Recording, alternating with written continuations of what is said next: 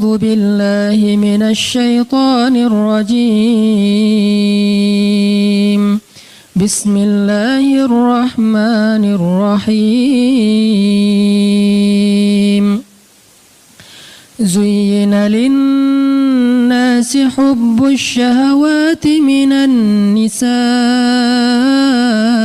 والبنين والقناطير المقنطرة من الذهب والفضة والخيل المسومة والأنعام والحرث ذلك متاع الحياة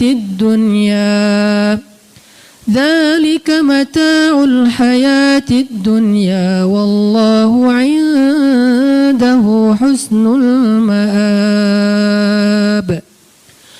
قل أنبئكم بخير من ذلكم للذين اتقوا عند ربهم جنات تجري من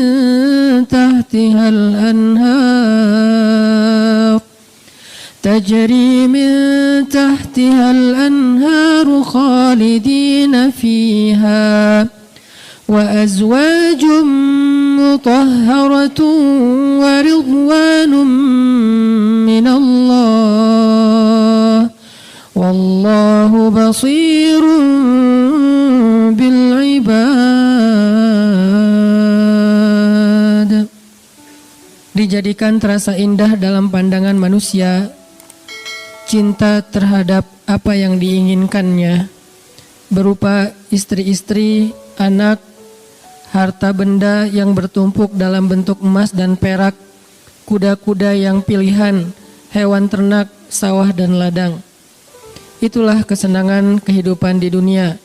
Sedangkan di sisi Allah ada tempat kembali yang sangat baik. Katakanlah, maukah aku kabarkan kepada kalian apa yang lebih baik dari semua itu? Bagi orang-orang yang bertakwa, telah disediakan di sisi Tuhan mereka surga-surga yang mengalir di bawahnya sungai-sungai. Mereka kekal di dalamnya dan pasangan-pasangan yang suci lagi bersih serta ridha Allah dan Allah Maha melihat keadaan hamba-hambanya. Shadaqallahul azim. Teman-teman yang dirahmati Allah Subhanahu wa taala, mungkin bukan pertama kali kita mendengar ayat ini atau membaca ayat ini. Kadang kita mendengar ceramah tentang ayat ini dari satu khutbah, dari satu tausiah yang biasanya setelah membaca ayat ini seorang ustadz akan menyampaikan angle bahwa ternyata dunia itu gak penting, akhirat itu lebih penting. Kadang-kadang ada sedikit lebih saklek sampai mengatakan jangan cinta dunia, kemudian cinta pasangan, cinta anak, cinta harta, cinta kendaraan yang bagus dan segala macam. Sebagaimana yang ada di ayat 14. Tapi kalau kita mau membaca ayat ini dengan konsep perbandingan, karena saya terbiasa ketika belajar di Mesir itu dibangun pola pikir memperbandingkan satu teks dengan teks yang lain, supaya utuh pemahaman kita, ternyata enggak gitu-gitu amat. Maksud dari dua ayat ini tuh sederhana sebetulnya. Jangan sampai dunia melalaikan kita dari akhirat. Kalau enggak sampai melalaikan, enggak apa-apa. Kita boleh mencintai pasangan, kita boleh bersenang-senang dengan pasangan. Kalau enggak ada pasangan, sabar dulu. Kita boleh punya kendaraan yang bagus, kita boleh punya, kalau di sini al-khailul musawwamah, kita boleh punya onta ataupun kuda yang bagus. Musawwamah itu kuda dan onta yang mahal loh. Harga kuda Nabi itu di atas 300 juta. Harga onta Nabi itu mungkin sekitar 2 miliar. Harga Alphard 1 miliaran ya, berarti lebih mahal daripada Alphard. Boleh nggak kita misalnya bercita-cita pengen punya Alphard? Boleh. Asalkan jangan sampai kita korupsi. Jangan sampai kita bohong, jangan sampai kita curang, jangan sampai kita ngezolimin orang lain yang nanti merugikan dunia dan akhirat kita. Boleh nggak kita berharap punya istri yang cantik? Saya belum jawab. Boleh nggak sih? Yang di atas pengen punya suami yang keren, boleh nggak?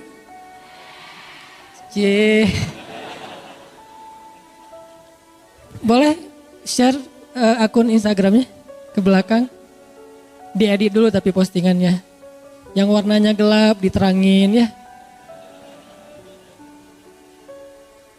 Kenapa boleh? Padahal di dalam ayat ini Allah mengatakan zuyyina linnas hubbus syahawati minan nisa.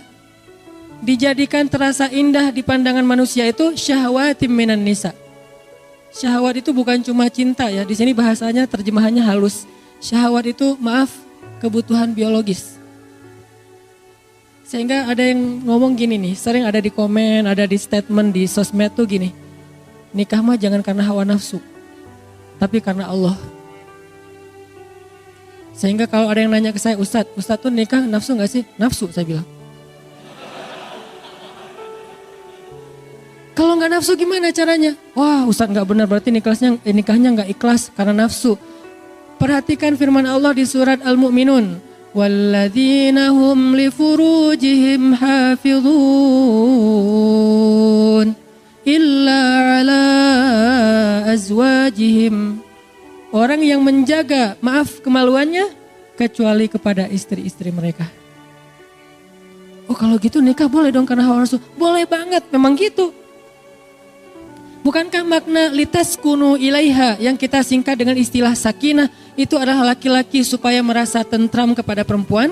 Itu bahasa kiasan. Al-Quran itu punya gaya bahasa kiasan, punya gaya bahasa peribahasa. Al-Quran itu ada. Salah satu peribahasa Al-Quran itu inna angkaral aswat la sautul hamir. Sesungguhnya seburuk-buruk suara itu suara keledai. Itu peribahasa Al-Quran. Ada juga kiasan. Kiasannya apa? Yang tadi kiasannya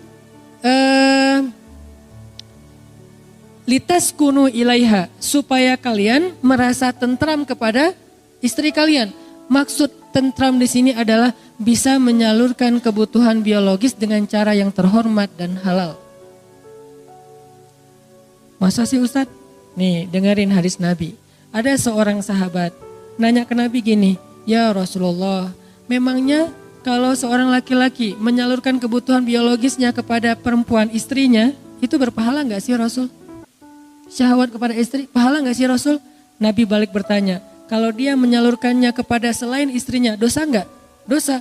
Begitu juga kalau dia melakukannya kepada istri yang sah, maka dia menjadi pahala dan ibadah. Oh kalau gitu harus hawa nafsu? Iya.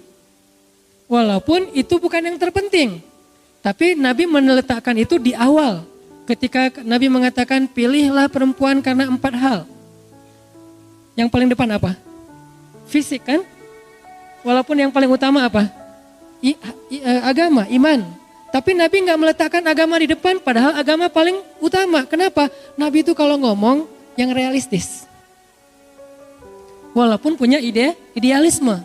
Ini lihat gaya bahasa Nabi ini. Kalau kita kan agama. Kata Nabi bukan. Fisik dulu, harta, keturunan, baru agama. Tapi kalau disuruh pilih, agama dulu. Tapi Nabi nyebutnya apa? Fisik dulu kan? Kan kita nggak tahu seseorang itu soleh atau enggak pas kita baru ketemu, baru lihat akunnya ketahuan soleh atau enggak ketahuan. Pasti yang pertama kita lihat hasil editan di ngedit semalaman. Wah, Korea banget nih. Korea yang dikasih hijab gitu ya. Boleh nggak kayak gitu? Boleh. Bukankah sahabat pernah mau menikahi seorang cewek, saking terjaganya dia nggak ngelihat calon istrinya. Nabi nanya, kamu udah ngelihat belum wajahnya? Belum ya Rasulullah. Kalau bahasa kita, enggak ya Rasulullah, saya mah menjaga pandangan. Kata Nabi, jangan gitu, lihat coba. Nabi kan orang yang realistis. Oh gitu ya Rasul, boleh saya lihat? Boleh. Akhirnya dia stalking. Bahasa sekarang stalking, bahasa hadisnya dia ngintip-ngintip. Kan stalking kan? Dia mengintip-ngintip dari kejauhan mana si cewek lagi keluar dari ruang kuliahnya. Oh itu, Masya Allah, Subhanallah. Saya pikir biasa-biasa aja, ternyata bidadari. Ini artinya dia stalking. Boleh nggak stalking? Boleh, selama postingannya masih aman. Begitu ada yang macam-macam, langsung unfollow. Di blok jangan, kasihan. Unfollow aja, dan jangan unfollow terus ganti akun, lihat pakai akun yang baru, jangan. Biar nggak ketahuan, bikin 2 akun, 1 akun pencitraan, 1 lagi akun stalking. Enggak, bukan pengalaman. Pernah sih. Ini artinya teman-teman, ternyata dalam hadis boleh kita mencintai istri kita karena nafsu. Tapi itu kan bukan yang terbesar ya porsinya. Tetap ada porsi itu yang realistis lah. Sampai Nabi mengatakan salah satu di antara perbuatan sia-sia tapi berpahala adalah bercanda gurau dengan keluarga, istri dan anak. Nanti kita akan bahas tentang kata Nabi itu, kullu syai'in laisa lahu min dzikrillah fahuwa lahun. Segala sesuatu yang gak ada unsur zikir di dalamnya itu sia-sia. Illa arba'u khisal, kecuali 4 perkara. 4 perkara ini gak ada zikir, gak apa-apa. 4 perkara ini cuman main-main doang, gak apa-apa. 4 perkara ini senda gurau, gak apa-apa. 4 perkara ini kata orang cuman sia-sia, gak apa-apa, malah berpahala. Ada gitu Ustadz yang sia-sia berpahala? Ada, saya emang cari yang kayak gitu-gitu. Ini angle yang jarang dibahas tentang Islam, biar kita tahu salah satu prinsip Islam itu teman-teman apa? Ayat yuridullahu bikumul yusra wa la yuridu bikumul usra. Ma anzalna alaikal qur'ana litashqa. Itu prinsip Islam. Allah pengen memudahkan kalian, Allah tuh gak pengen nyusahin kalian. Di surat Toha, tidaklah kami menurunkan Al-Quran untuk hanya ngebebanin kamu Muhammad. Enggak. Al-Quran itu tidak diturunkan sebagai beban. Syariat itu bukan sesuatu yang ribet. Justru Islam itu yusr, kemudahan. Salah satu bukti bahwa Islam itu mudah, nikah. Itu bukti banget tuh. Nikah susah atau mudah? Mudah. Yang mempersulit nikah itu calon mertua berkumis tebal.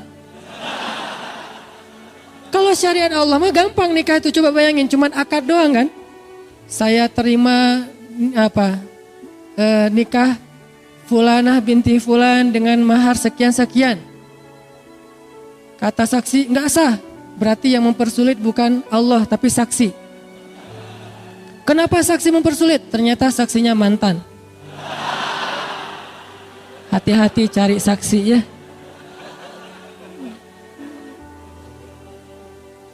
Udah akad benar? Enggak. Oh ulangi lagi. Sah saksi? Belum. Seharian gak bakalan sah kalau saksinya adalah M bintang-bintang. Cari saksi itu yang netral. Yang udah move on.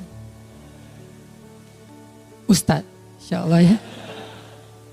Nih teman-teman. Artinya akad nikah itu sederhana loh. Kalau kita gak bisa akad dengan bahasa Arab, maka kita bisa pakai bahasa Indonesia. Nggak bisa hafal, boleh nyontek. Salah, bisa diulang. Salah lagi bisa diulang. Nggak boleh sampai 3 kali salah, passwordnya dikunci. Nggak ada tuh. Kan kalau akun yang lain 3 kali salah masukin password, nggak bisa lagi ya.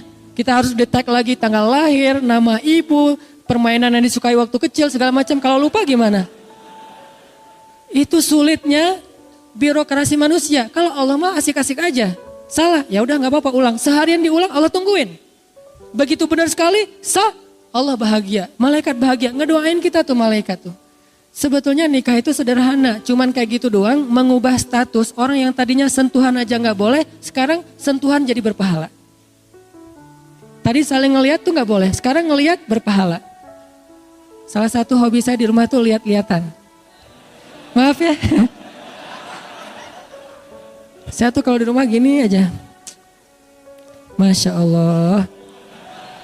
Tuh, wah, saya di rumah alhamdulillah ya. Jarang sholat sunnah kecuali sholat sunnah yang muqayyad. Kalau mutlak itu jarang. Sholat sunnah mutlak itu kan bebas ya kapan aja ya. Itu jarang. Karena diganti dengan memandang wajah istri.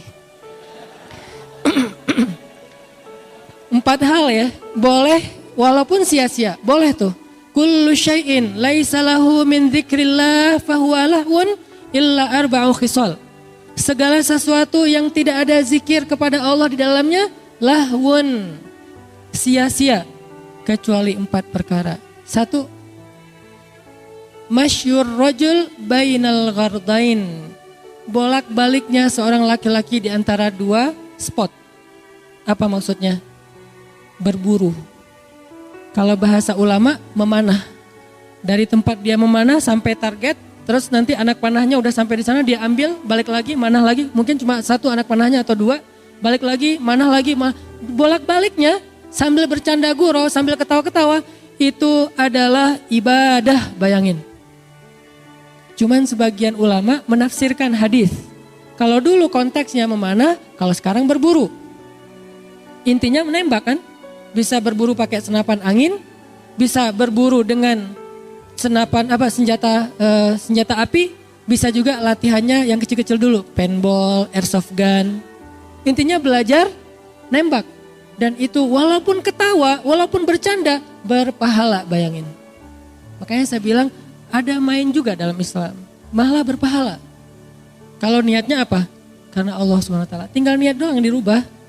Oh, saya pengen belajar nembak nih. Pakai apa? Senapan angin dulu deh. Kan olahraga nih. Nanti gede sebelah gitu. Udah. Atau paintball yang standar-standar dengan niat ukhuwah, silaturahim, mendekatkan kesolidan organisasi. Sekalian belajar sabar, belajar teliti. Nanti airsoft gun naik lagi jadi senjata api kalau legal. Ada apa mungkin organisasinya. Berburu babi, berburu rusa segala macam. Itu bolak-balik antara satu tempat ke tempat yang lain malah berpahala. Bukan hanya itu. Nabi itu pernah jalan dengan Abu Bakar dan Umar bertiga. Kan ini segeng ya, soulmate banget nih bertiga. Karena Nabi itu ada sahabat, ada geng. Sahabat Nabi itu Muhajirin dan Ansor. Geng Nabi, Abu Bakar dan Umar, itu geng. Biasanya Nabi kalau pengen me time, gak ada yang boleh ketemu Nabi kecuali 2 orang ini. Abu Bakar dan Umar, tambah Utsman satu lagi. Kayak saya pernah ceritakan, Nabi lagi me time di sebuah sumur. Cuma pengen sendiri aja, terus suruh seorang sahabat jagain pintu sumur, gak boleh masuk. Tiba-tiba datang Abu Bakar, ribut, saya pengen ketemu Nabi. Gak boleh, kata Nabi gak boleh, sekarang gak ada waktu selfie. Terus kata Nabi, siapa itu ribut-ribut di depan? Kata sahabat yang jagain, itu ini Abu Bakar ya Rasulullah. Kata Rasulullah, izinkan dia masuk, dia itu ahli surga. Masuklah Abu Bakar. Duduk di sebelah Nabi, menjulurkan kakinya ke sumur. Ini sebagai sebuah nubuwah, sebagai sebuah berita bahwa Abu Bakar nanti akan dimakamkan di sebelah Nabi. Terus datang lagi Umar. Saya pengen masuk, gak boleh kata Nabi gak boleh masuk. Tapi saya pengen masuk, saya satu geng sama Nabi, gak boleh pokoknya. Apa itu rame-rame? Ini Umar ya Rasulullah, izinkan dia masuk, dia ahli surga. Masuk aja Umar, saya juga bilang apa, boleh masuk, masuk aja. Ini mah kalau kita ya. Masuk Umar, duduk di sebelah Abu Bakar. Nubuat bahwa Umar akan dimakamkan di sebelah Abu Bakar. Seperti itulah posisinya. Duduk di sumur gitu bertiga, ngobrol-ngobrol santai. Apa yang diobrolin? Gak tahu, pokoknya santai aja nih. Kalau kita mungkin lagi ngopi-ngopi gitu. Wah ini bagus nih, sifon, ini apa 360 apa segala macam. Gak penting sih yang diomongin. Lagian namanya juga lagi me time. Datang lagi yang ketiga, Utsman. Saya pengen masuk, gak boleh. Saya pengen masuk, gak boleh. Apa itu rame-rame di depan? Ini Utsman ya Rasulullah. Izinkan Utsman masuk, sesungguhnya Utsman adalah sebaik-baik pemuda surga. Lebih daripada Abu Bakar dan Umar istilahnya. Sebaik-baik pemuda surga. Masuk Utsman. Tempat tadi udah penuh. Akhirnya Utsman duduk di seberang. Itu menjadi nubuat, takwil bahwa Utsman akan dimakamkan di Baqi. Tidak di sebelah Rasul, Abu Bakar dan Umar. Ini banyak cerita-cerita kayak gini yang jarang kita bahas. Dan angle-nya apa? Oh ternyata Nabi juga ngegeng gitu ya. Karena yang nyambung kalau TikTok tuh cuma mereka bertiga nih. Kalau yang lain diam dengerin aja. Sami'na wa ata'na, Masya Allah, Masya Allah. Kalau ini enggak ya Rasulullah gini. Suka berbeda pendapat dan itu seru. Makanya salah satu yang keren dari pernikahan itu kalau kita bisa chat sama istri kita tuh kadang-kadang rame, debat. Tapi setelah itu pelukan. Ya. Ini teman-teman ternyata berburu itu sesuatu yang luar biasa di sisi Allah. Sampai ada hadis Nabi, nanti cek lagi deh. Nabi bilang gini, malaikat itu menyaksikan dua hal. Dua olahraga itu, dua permainan, malaikat menyaksikan. Satu, berburu, kedua, lomba berkuda atau onta. Itu malaikat nonton loh. Bukan cuman malaikat diam, tapi nonton. Bayangin kalau nonton kira-kira kita gimana? Wah seru gitu kan? Malaikat yusyahid. Arti yusyahid, malaikat ikut nonton acara berburu sama balapan. Jadi kalau dulu konteksnya berkuda beronta, sekarang mungkin BMX, ngetrail, off-road, touring, itu malaikat nonton loh. Arti malaikat nonton, malaikat tuh senang dengan kegiatan-kegiatan kayak gitu. Kalau niatnya karena Allah. Yang dilarang apa menurut ayat 14 surat Ali Imran? Jangan sampai gara-gara itu telat sholat, itu doang masalahnya. Makanya saya sering bilang, fun itu gak harus nambah dosa, tetap bisa fun kok. Kita bisa asik, bisa seru tanpa harus nambah dosa. Karena Islam itu luas banget. Sampai kita balapan aja selama gak melanggar lalu lintas, malaikat nyaksiin. Kita berburu, malaikat ikut nonton. Mana? Malaikat ikut nonton. Makanya Nabi pernah jalan bertiga nih. Rasul, Abu Bakar, Umar jalan bertiga. Lewat orang yang lagi manah. Terus ada satu laki-laki pas mau manah gitu dia bersumpah. Demi Allah ini akan kena sasaran. Kan orang Arab kalau ngomong tuh suka wallahi ya. Wallahi ini akan kena sasaran. Wallahi ini akan kena sasaran. Ternyata meleset. Kata Abu Bakar, dia sih sumpah. Berarti gak kena sasaran tuh berarti dia harus bayar kifarat sumpah. Kata Nabi, sumpah dalam masalah memanah maka itu dimaafkan. Sampai segitunya sahabat saking seriusnya pengen kena sasaran tuh dapat poin yang paling gede di tengah, dia sampai sumpah, demi Allah ini kena nih. Ternyata meleset, kata Abu Bakar yang lewat, dia sih udah terlanjur sumpah meleset berarti dia harus bayar denda kifarat sumpah. Kata Nabi, sumpah dalam memanah dimaafin. Menunjukkan gimana mudahnya Islam memberi ruang untuk orang main. Jadi kalau kita berburu, ini kena nih, demi Allah ini kena nih. Tapi jangan dimain-mainin ya, karena dia serius nih. Ini kena nih demi Allah, gak kena. Wah lu udah sumpah tuh, bayar tuh kifarat. Bayar kifarat sumpah kan lumayan gede tuh.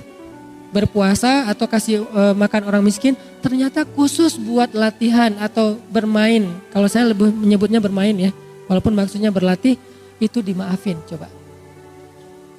Maka kata Nabi, di antara 4 yang main-main tapi berpahala, yang nomor satunya berburu.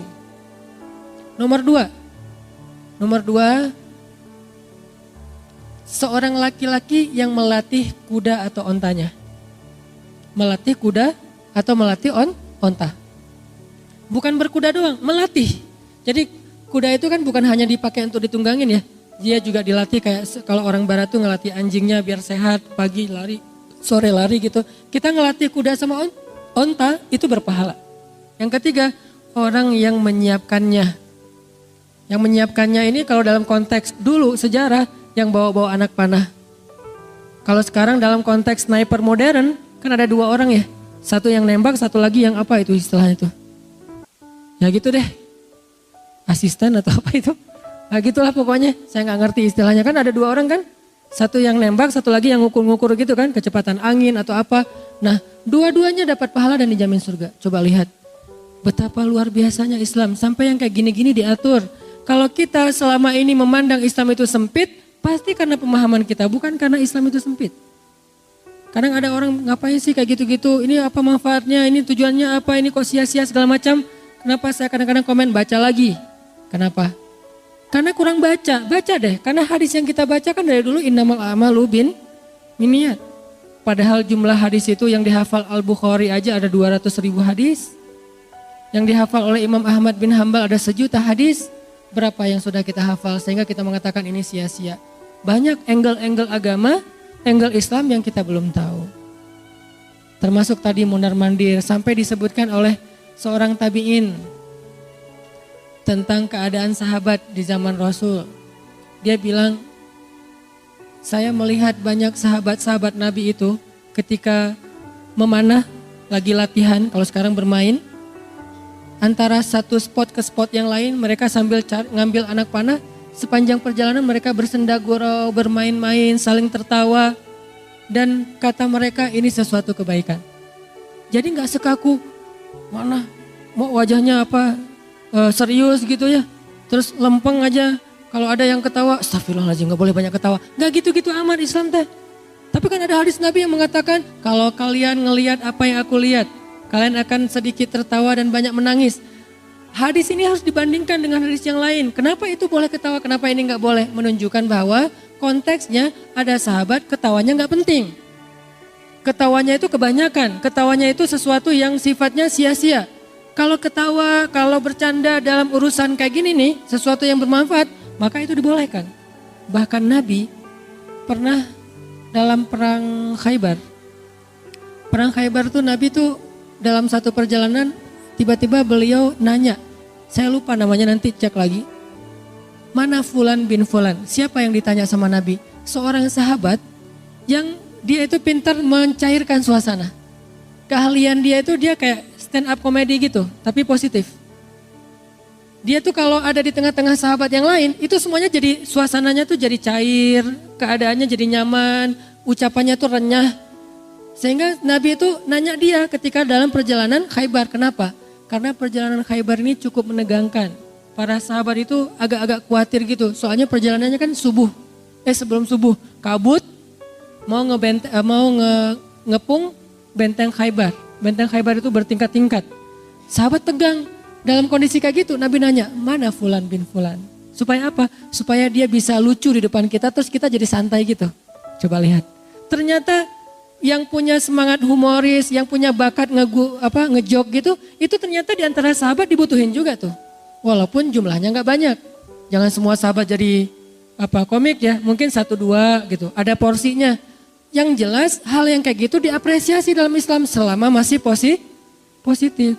Nggak mencela agama, nggak sara, nggak dusta.